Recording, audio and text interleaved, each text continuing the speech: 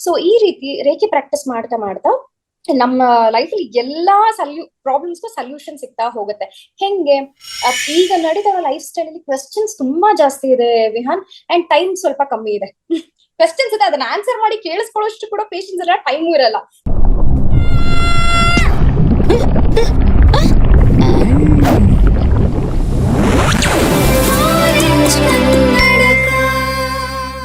ಗೆಳೆಯರೆ, ವಿಡಿಯೋ ನೋಡೋದಕ್ ಮುಂಚೆ ಒಂದು ಸಣ್ಣ ಮನವಿ, ಇನ್ನೂ ನಮ್ಮ ಚಾನೆಲ್ಗೆ ಸಬ್ಸ್ಕ್ರೈಬ್ ಆಗಿಲ್ಲ, ಆ ಬೆಲ್ ಐಕಾನ್ ನ ಒತ್ತಿಲ್ಲ ಅಂದ್ರೆ ಈ ಕೂಡಲೇ ಅದನ್ನ ಮಾಡಿ. ಮತ್ತೆ ಈ ವಿಡಿಯೋಗಳಲ್ಲಿ ಹಂಚಿಕೊಳ್ಳುತ್ತಿರುವ ವಿಷಯ ನಿಮ್ಗೆ ಇಷ್ಟವಾದಲ್ಲಿ ದಯವಿಟ್ಟು ಈ ವಿಡಿಯೋನ ನಿಮ್ಮ Facebook stories, Instagram stories, WhatsApp status ಗಳಲ್ಲಿ ಹಂಚ್ಕೊಳ್ಳಿ.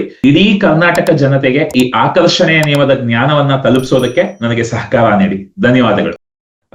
ನಮ್ರತಾ, ಇನ್ನೊಂದು, ಈಗ ನಾನು ಹೋ ಓಪೋನೋಪೋನೋ ಬಗ್ಗೆ ಹೇಳ್ಕೊಡ್ತಾ ಇದ್ದೀನಿ ಜನಕ್ಕೆ. ತುಂಬಾ ಅದ್ರ ಬಗ್ಗೆ ಪ್ರಶ್ನೆಗಳು ಬರ್ತಾ ಇದೆ. ಇದನ್ನ ಬೇರೆ ಬೇರೆ ಯಾರೋ ನನಗೆ ಸ್ಟ್ರೆಚ್ ಮಾರ್ಕ್ಸ್ ಇದೆ ಬಳಸ್ಕೋಬೋದಾ ಅಂತ ಕೇಳಿದ್ರು. ಇನ್ಯಾರೋ ನನ್ನ ಮಗಳಿಗೆ ಮಗು ಆಗ್ತಿಲ್ಲ, ಅದನ್ನ ಹೇಳ್ಬೋದಾ ಅಂತ ಕೇಳಿದ್ರು. ಇನ್ನು ನಮ್ ಗೆಳೆಯ, ನಾನು ಪೊಲೀಸ್ ಹುದ್ದೆಗೆ ಪ್ರಯತ್ನ ಪಡ್ತಿದ್ದೀನಿ, ನಾನ್ ಹೇಗ್ ಬಳಸ್ಬೋದು ಅಂದ್ರು. ಅದೇ ರೀತಿ ನೀನು ಕೂಡ ಹೀಲಿಂಗ್ ಮಾಡ್ತೀಯಾ, ನೀನು ಕೂಡ ರೇಖಿ ಹೀಲಿಂಗ್ ಮಾಡ್ತೀಯಾ. ಸೊ ನಿನ್ನ ಹೀಲಿಂಗ್ ಮೆಥಡಾಲಜೀಸ್ ಬಗ್ಗೆ, ಈ ಬೇರೆ ಬೇರೆ ನಾವು ತಂತ್ರಜ್ಞಾನಗಳು ಏನ್ ಬಳಸ್ತೀವಿ ಅದ್ರ ಬಗ್ಗೆ ಸ್ವಲ್ಪ ನಿನ್ನ ಪರ್ಸ್ಪೆಕ್ಟಿವ್ ಹೇಳ್ಬೋದಾ? ಶೋರ್. ಸೊ ನಾನ್ ಯೂಸ್ ಮಾಡೋದು ಬಂದ್ಬಿಟ್ಟು reiki healing. So what is this reiki healing? Reiki ಬಂದ್ಬಿಟ್ಟು ಕಾಸ್ಮಿಕ್ ಎನರ್ಜಿ. ಆ cosmic energy is always present everywhere. ಎಲ್ಲ ಜಗತ್ನಲ್ಲಿ, ಎಲ್ಲ ಜಗತ್ತಲ್ಲಿ ಇದೆ. That will be activated. ಆ ಚಾನಲ್ಸ್ ಬಂದ್ಬಿಟ್ಟು ನಿಮ್ಮ ಹಸ್ತದಲ್ಲಿ ಆಕ್ಟಿವೇಟ್ ಆಗುತ್ತೆ. ಸೊ ಇದು ಬಂದ್ಬಿಟ್ಟು ಗುರುಮುಖಾನ ಆಗೋದು. ಸೊ ಈ ಆಕ್ಟಿವೇಟ್ ಆಗಿದ ತಕ್ಷಣ ಏನಾಗುತ್ತೆ ಅಂದ್ರೆ ಆ ಕಾಸ್ಮಿಕ್ ಎನರ್ಜಿ ನಿಮ್ ಕೈಯಲ್ಲಿ ಫ್ಲೋ ಆಗಕ್ ಸ್ಟಾರ್ಟ್ ಆಗುತ್ತೆ. ಈ ಫ್ಲೋ ಆದಾಗ ಹಸ್ತಕ್ರಮ ಅಂತ ಹೇಳ್ತೀವಿ. ಅಂದ್ರೆ ನಮ್ಮ ದೇಹದಲ್ಲಿರೋ 26 ಮೇಜರ್ ಪಾಯಿಂಟ್ಸ್ ಎಲ್ಲಾನು ಕವರ್ ಆಗುತ್ತೆ. ಇದನ್ನ ಮಾಡ್ಬೇಕಾದ್ರೆ ಈ ತರ ಕಪ್ ಶೇಪ್ ಅಲ್ಲಿ ಇಟ್ಟು we start practising reiki. So ಈ ರೀತಿ ರೇಖಿ ಪ್ರಾಕ್ಟೀಸ್ ಮಾಡ್ತಾ ಮಾಡ್ತಾ ನಮ್ಮ ಲೈಫ್ ಅಲ್ಲಿ ಎಲ್ಲಾ ಪ್ರಾಬ್ಲಮ್ಸ್ಗೂ ಸೊಲ್ಯೂಷನ್ ಸಿಗ್ತಾ ಹೋಗುತ್ತೆ. ಹೆಂಗೆ ನಾವೇನ್ ನೋಡ್ತಾ ಇದೀವಿ, this is just the physical body. ಆದ್ರೆ ಇದರಲ್ಲಿ ಪಂಚಕೋಶಸ್ ಅಂತ ಹೇಳ್ತೀವಿ. ಅನ್ನಮಯ ಕೋಶ, ಪ್ರಾಣಮಯ ಕೋಶ, ಮನೋಮಯ ಕೋಶ, ವಿಜ್ಞಾನಮಯ ಕೋಶ, ಆನಂದಮಯ ಕೋಶ, ವಿಚ್ ಇಸ್ ಆಲ್ಸೋ ಆತ್ಮನ್. ಸೊ ನೀವ್ ರೇಖಿ ಮಾಡ್ತಾ ಇರೋದು ಬಂದ್ಬಿಟ್ಟು ಬರೀ ನಿಮ್ ಫಿಸಿಕಲ್ ಬಾಡಿಗಲ್ಲ. ಒಂದು ಬ್ಲಾಕೇಜ್ ಒಬ್ಬ ಮನುಷ್ಯನಿಗಿದೆ ಅಂದ್ರೆ ಅದು ಬಂದು it can't be just physical. ಅದ್ರಲ್ಲಿ it might be psychological, it might be ನಿಮ್ ಫುಡ್ ಇಂದ ಆಗಿರ್ಬೋದು, ಇಲ್ಲ ನಿಮ್ಗೊಂದು ಥಾಟ್ ಇರುತ್ತೆ, ಆ ಥಾಟ್ ಇಂದ ಆಗಿರ್ಬೋದು, ಇಲ್ಲ ನಿಮ್ ಬಂದಿರೋ ಪಾಸ್ಟ್ ಕರ್ಮಗಳಾಗಿರ್ಬೋದು. ಸೊ ನಿಮ್ಮ 5 ಪಂಚಕೋಶ will be cleared with this reiki. So and ಇನ್ನೊಂದು, ನಾನು ಏನಕ್ಕೆ ರೇಖಿ ಚೂಸ್ ಮಾಡಿದೆ ಅನ್ನೋದು, ದರ್ ಇಸ್ ಅಬ್ಸಲ್ಯೂಟ್ ಫ್ರೀಡಮ್. ಅಂದ್ರೆ ನೀನ್ ಸ್ನಾನ ಮಾಡ್ಬೇಕಾ, ಇಲ್ಲ ಈ ಕ್ಯಾಸ್ಟ್ ಅವ್ರು ಮಾಡ್ಬೋದಾ, ಈ ರಿಲಿಜನ್ ಅವ್ರು ಮಾಡ್ಬೋದಾ. ಈಗ ನಡೀತಾವ ಲೈಫ್ ಸ್ಟೈಲ್ ಅಲ್ಲಿ ಕ್ವೆಶ್ಚನ್ಸ್ ತುಂಬಾ ಜಾಸ್ತಿ ಇದೆ ವಿಹಾನ್, ಅಂಡ್ ಟೈಮ್ ಸ್ವಲ್ಪ ಕಮ್ಮಿ ಇದೆ. ಕ್ವೆಶ್ಚನ್ಸ್ ಇದೆ, ಅದನ್ನ ಆನ್ಸರ್ ಮಾಡಿ ಕೇಳಿಸ್ಕೊಳ್ಳೋಷ್ಟು ಕೂಡ ಪೇಷನ್ಸ್ ಇರಲ್ಲ, ಟೈಮು ಇರಲ್ಲ. ಸೊ ಅದರಿಂದ reiki is one of the easiest method to heal your self.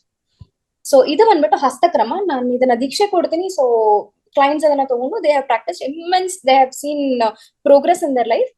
Apart from this ನಾನು ಡಿಸ್ಟೆನ್ಸ್ ಹೀಲಿಂಗ್ ಮಾಡ್ತೀನಿ, ರೇಖಿಲಿ. ಸೊ ಈ ಡಿಸ್ಟೆನ್ಸ್ ಹೀಲಿಂಗ್ ಬಂದ್ಬಿಟ್ಟು we practise a certain meditation. ಆ ಮೆಡಿಟೇಷನ್ ಅಲ್ಲಿ ಯಾರು ಬಂದಿರ್ತಾರೋ ಅವ್ರಿಗೆ ವಿ ಇಮ್ಯಾಜಿನ್ ದಮ್ ಅವರಲ್ಲಿ ಏನೇನ್ ಬ್ಲಾಕೇಜಸ್ ಇದೆ. When you meditate you can see the blockages. ಆ ಬ್ಲಾಕೇಜಸ್ ನ ನೋಡ್ಬೋದು. ಸೊ ಹೌ, ಏನಕ್ಕೆ ಇದು ಡಿಸ್ಟೆನ್ಸ್ ಹೀಲಿಂಗ್ ಮಾಡ್ಬೇಕು? It is not exactly necessary to do certain kind of healing. ಹೆಂಗೆ ಅಂದ್ರೆ ಈಗ ಒಬ್ಬ ಕ್ಲೈಂಟ್ ಬಂದಾಗ ಅವ್ರ ಪ್ರಾಬ್ಲಮ್ ಹೇಳ್ಕೊಂಡಾಗ ಫಸ್ಟ್ ಅನಲೈಸ್ ಮಾಡ್ತೀವಿ. ಹೆಂಗೆ ಅಂದ್ರೆ ಇಸ್ ಇಟ್ ಸರ್ಫೇಸ್ ಲೆವೆಲ್, ಇದು ಮೇಲೆ ಈಗ ಸದ್ಯಕ್ಕೆ ಒಂದು ಸಿಚುವೇಶನ್ ಬರುತ್ತೆ, ನಮ್ಮ ಅಮ್ಮ ನನ್ನ ಬೈದ್ರು, ನಮ್ಮ ಅಪ್ಪ ನನ್ನ ಬೈದ್ರು, ನನ್ಗೆ ದುಃಖ ಆಗ್ತದೆ, ಇದು ಸರ್ಫೇಸ್ ಲೆವೆಲ್. ಆಮೇಲೆ next going little deeper, childhood traumas ಅಂತ ಹೇಳ್ತೀವಿ. ಫಸ್ಟ್ 6 to 8 years ಏನ್ ನಾವು ಅನುಭವಿಸಿರ್ತೀವಿ, ಅದು ಪರ್ಸನಾಲಿಟಿ ತರ ಆಗಿರುತ್ತೆ ನಮ್ಮಲ್ಲಿ. ಸೊ ಆ ಪರ್ಸನಾಲಿಟಿಯಿಂದ ನಾವು ಬೆಳಿತಾ ಒಂದು ಇಂಪ್ರೆಷನ್ಸ್ ಅಂತ ಏನ್ ಹೇಳ್ತೀವಿ, ಸ್ಟ್ಯಾಂಪ್ ತರ ಇರುತ್ತೆ. ನನ್ಗೆ ಇವ್ರನ್ನ ನೋಡಿದ್ರೆ ಆಗಲ್ಲ, ಇವ್ರನ್ನ ನೋಡಿದ್ರೆ ಆಗಲ್ಲ, ನನ್ ಹಿಂಗೆ ಇರ್ಬೇಕು, ನನ್ ಹಂಗೆ. ಇದೆಲ್ಲ ಬಂದ್ಬಿಟ್ಟು ನೀವಲ್ಲ. ನಿಮಗೆ ಫಸ್ಟ್ 8 years ನಿಮ್ಗೆ ಏನ್ ಅನುಭವಗಳಾಗಿರುತ್ತೆ ಅದ್ರದ್ದು ಒಂದು ರಿಸಲ್ಟ್ ಅಷ್ಟೇ. ಸೊ ಇದರಿಂದ ಪ್ರಾಬ್ಲಮ್ಸ್ ಆಗ್ತಿದ್ಯಾ ಅಂತ ನೋಡ್ತೀವಿ. ಆ ಪ್ರಾಬ್ಲಮ್ ಅವ್ರು ನಮ್ಗೆ ಹೇಳ್ಕೊಂಡಾಗ ಅದ್ರಲ್ಲಿ ಸಾಲ್ವ್ ಆದ್ರೆ ಇನ್ನರ್ ಚೈಲ್ಡ್ ಹೀಲಿಂಗ್ ಅಂತ ಮಾಡ್ತೀವಿ. ಸೊ ರೆಗ್ರೆಷನ್ ಥೆರಪಿ ಮಾಡಿ ಅದನ್ನ we can clear it off inner child healing. Next level is the past life regression. ಅಂದ್ರೆ ಎಲ್ಲ ಮಾಡ್ತಾ ಇದೀವಿ ಲೈಫ್ ಅಲ್ಲಿ, ಏನಾದ್ರೂ ನಮ್ಗೆ ಏನೋ ಒಳ್ಳೇದಾಗ್ತಲ್ಲ, ಏನೋ ಬ್ಲಾಕೇಜ್ ಇದೆ, ನನಗೆ ಇದನ್ನ ಸಹಿಸ್ಕೊಳಕ್ಕೆ ಆಗಲ್ಲ, ನಾನು ಎಷ್ಟು ಒಳ್ಳೇದ್ ಮಾಡಿದ್ರು ಕೂಡ ಇವ್ರು ನನ್ನ ದೂಷಿಸ್ತಾನೆ ಇದ್ದಾರೆ, ಏನಕ್ಕೆ? ಈ ತರ ಬಂದಾಗ ಪಾಸ್ಟ್ ಲೈಫ್ ರಿಗ್ರೆಷನ್. ಸೊ ಇದು ಕೂಡ ನಮ್ಗೆ ಹೀಲಿಂಗ್ ಸ್ಟಾರ್ಟ್ ಮಾಡಿದಾಗ ನಮ್ಗೆ ಗೊತ್ತಾಗುತ್ತೆ. ಸೊ ಇದು ಈ ಜನ್ಮದೇನ ಇಲ್ಲ ಪೂರ್ವ ಜನ್ಮದ ಕರ್ಮಗಳ ಅಂತ. ಸೊ ಅದರಲ್ಲಿ ಪಾಸ್ಟ್ ಲೈಫ್ ರಿಗ್ರೆಷನ್ ಅಂತ ಮಾಡಿ ಅದನ್ನು ಕೂಡ ರಿಲೀಸ್ ಮಾಡ್ತೀವಿ. And one more very important thing is ancestral blessings ಅಂತ ಹೇಳ್ತೀವಿ. ಅಂದ್ರೆ ನಮ್ಮ ಪೂರ್ವಜರಿಂದ ನಮ್ಗೆ ಎಷ್ಟು ಮಟ್ಟಿಗೆ ಬ್ಲೆಸ್ಸಿಂಗ್ಸ್ ಬಂದಿದೆ. ಇದಕ್ಕೆ ಹೇಳೋದು ತಂದೆ ತಾಯಿ ಜೊತೆ ರಿಲೇಶನ್ಶಿಪ್ ತುಂಬಾ ಚೆನ್ನಾಗಿರ್ಬೇಕು. ಅಟ್ಲೀಸ್ಟ್ ನಮ್ ಕಣ್ ಮುಂದೆ ಕಾಣೋದು ಅದೊಂದು. ಅವ್ರ ತಂದೆ ತಾಯಿ ಜೊತೆ ಹೆಂಗಿದ್ರು, ಅವ್ರ ತಂದೆ ತಾಯಿ ಜೊತೆ ಹೆಂಗಿದ್ರು ನಮಗ್ ಗೊತ್ತಿಲ್ಲ. But all this can be cleared. And also ಈ ಜನರೇಷನ್ ನನ್ ಪ್ರಕಾರ ನಾನು ಏನ್ ನೋಡ್ತಾ ಇದ್ದೀನಿ ಅಂದ್ರೆ, ವಿ ಆರ್ ದಿ ಪೀಪಲ್, ಈ ಜನರೇಷನಲ್ ಕ್ರೈಸಿಸ್ ಅಂತ ಹೇಳ್ತೀವಿ, ಅದನ್ನ ವಿ ಆರ್ ಬ್ರೇಕಿಂಗ್ ಇಟ್. ಅವ್ರದ್ದೇನಿದೆ thought process, we are breaking it, so that ನಮ್ ನೆಕ್ಸ್ಟ್ ಜನರೇಷನ್ ಅದರಿಂದ ಸಫರ್ ಆಗಲ್ಲ.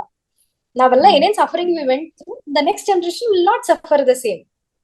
ಸೊ ಈ ರೀತಿ my healing modalities R little vast. ಒಂದೇ ಇಟ್ಕೊಂಡು ಇದರಿಂದಾನೇ ಆಗಿರತ್ತೆ ಅಂತ I don't do it. I expand myself. Being a psychologist, I first see in the point of what is happening with them.